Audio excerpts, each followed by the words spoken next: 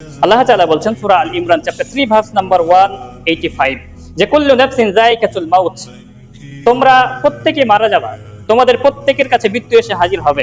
ওয়া ইন্নামা তুওয়াফাউনা উজুরাকুম ইয়াউমাল কিয়ামাহ, এবং কিয়ামতের দিন তোমাদের প্রত্যেককে তোমাদের প্রতিদান দেওয়া হবে। ফামান যুহদিহা আনিন নার ওয়া উদখিলাল জান্নাহ ফাকাদ ফাজা, এবং যাকে জাহান্নামের আগুন থেকে রক্ষা করা হবে, জান্নাতে প্রবেশ করানো হবে, ফাকাদ ফাজা, সেই হচ্ছে সফলকাম।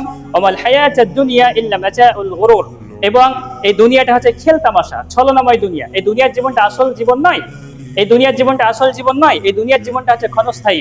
বাল তুসিরুনাল হায়াতাদ দুনিয়া ওয়াল আখিরাতু খায়রু ওয়া আবকা, আল্লাহ বলছেন যে আখিরাতের জীবনটা অধিক উত্তম, চিরস্থায়ী, কিন্তু তোমরা দুনিয়াকেই বেশি প্রাধান্য দাও। দেখেন আমরা সিনেমা, নাটক, খেল তামাশা ইত্যাদিতে এমন ভাবে নিজেদেরকে ইনভলভ করে ফেলেছি, সেখান থেকে আমরা বেরিয়ে আসতে পারছি না, সেখান থেকে আমরা ব্যাক করতে পারছি না, এবং এটা আমাদেরকে ধ্বংস করে ফেলছে। কোথাকার কোন কাফের মুশরিক যারা আল্লাহ এবং তার রাসূলের সবচেয়ে বড় বিরোধী, মেসি, নেইমার, ব্রাজিল, আর্জেন্টিনা, তাদেরকে নিয়ে আমাদের এত উন্মাদনা, এই মুসলিম সমাজের মুসলিম যুবকদের এত উন্মাদনা, কিন্তু তারা যেই পথে আছে তারা তো জাহান্নামে যাবে। আপনি ব্রাজিলের পতাকা ওড়াচ্ছেন, আপনি মেসি নেইমারের ফলোয়ার, আপনি কার ফলোয়ার? মেসি নেইমার কোথায় যাবে বলেন তো? তাহলে আমরা সামান্য একটা ফুটবলের খেলা, সামান্য একটা পায়ের ভেলকিতে এই মুসলিম উম্মার যুবকেরা নিজেদের তহারাত, ঈমান, আখলাক সবকিছু শেষ করে দিয়েছে। তাহলে এই উম্মার হালাত কি হতে পারে দেখেন। তাহলে আমরা কাদেরকে ফলো করছি? আল্লাহ নবী সাল্লাল্লাহু আলাইহি ওয়াসাল্লামের হাদিস ভুলে গেলেন? যেই ব্যক্তি যাকে ভালোবাসে তার হাসর, তার কিয়ামতের ময়দান তার সঙ্গে হবে। যদি আপনি মেসি এবং নেইমারকে ভালোবাসেন, তাহলে পরে আপনার হাসর মেসি এবং নেইমারের সঙ্গে হবে।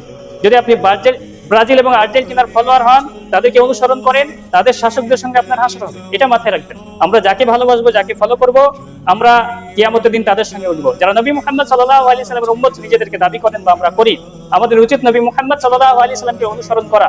নেইমার, মেসি এরা তো আমাদের ফলোয়ার হতে পারে না, এরা তো আমাদের আইডল হতে পারে না, কেননা তারা তো মুসলিম নয়। তাহলে একজন মুসলিম যুবকের আইডল তারা কিভাবে হতে পারে?